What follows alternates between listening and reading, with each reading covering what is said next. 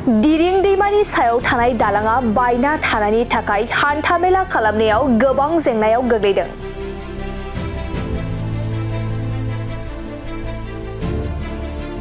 बाक्सा जिल्लानि सिङाव थानाय सुबनखाता साउलकारा निकासि फोनांजाब लामानि दिरिं दैमानि सायाव थानाय दालाङा बायना थानायनि जाहोनाव लामा हान्थियारिफोरा गोबाव समनिफ्रायनो गोबां जेंनायाव गोग्लैनानै दं।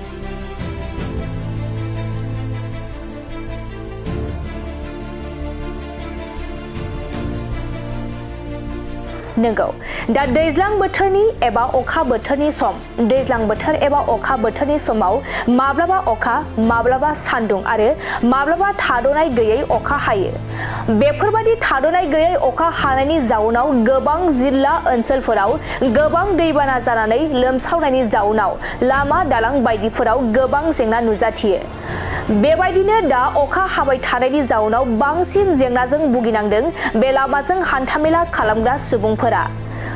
मख'नो गोनांदि गोबाव समनिफ्रायनो बाक्सा जिल्लानि सिङाव थानाय सुबनखाता साउलकारा निकासि फोनांजाब लामानि दिरिं दैमानि सायाव थानाय दालाङा बायना थानायनि थाखाय हान्थामेला खालामनो फरायसालि कलेज बायदिफोराव थांनो लामा हान्थियारिफोरा गोबां जेंना जेंसिजों भुगिनो गोनां जानानै दं। बेनिखायनो बे ओनसोलनि रायजो राजाफोरा आसाम सरकार आरो बिटिआर सरकारखौ सुबनखाता साउलकारा निकासि फोनांजाब लामानि दिरिं दैमानि सायाव थानाय दालांखौ थाबैनो बानायना होनो थाखाय खौरांनि गेजेरजों खावलायहरदों।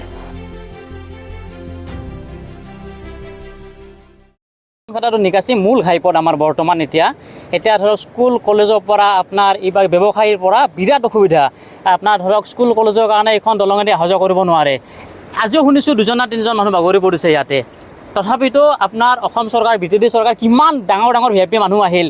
যোনখন দলং এদিন ভাঙিছিলে ইয়াতে সেইদিনা ৰাতিপুৱাই কিন্তু আপোনাৰ ভিআইপি গাড়ী দৌৰিছিলে ইয়াত।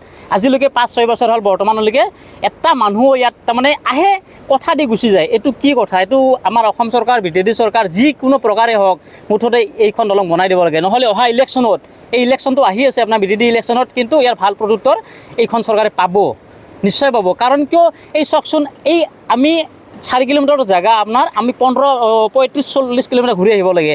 স্কুলৰ ল'ৰা ছোৱালী আহিব নোৱাৰে। সপ্তাহত আপোনাৰ এদিন দুদিন স্কুলত ল'ৰা ছোৱালী আহিব পাৰে। কিমান অসুবিধা হৈছে আপোনাৰ বানপানীৰ ইমান সমস্যা আপোনাৰ 4 মাহ 5 মাহতো বিৰাট ইয়াৰ মানুহে কষ্ট খায়।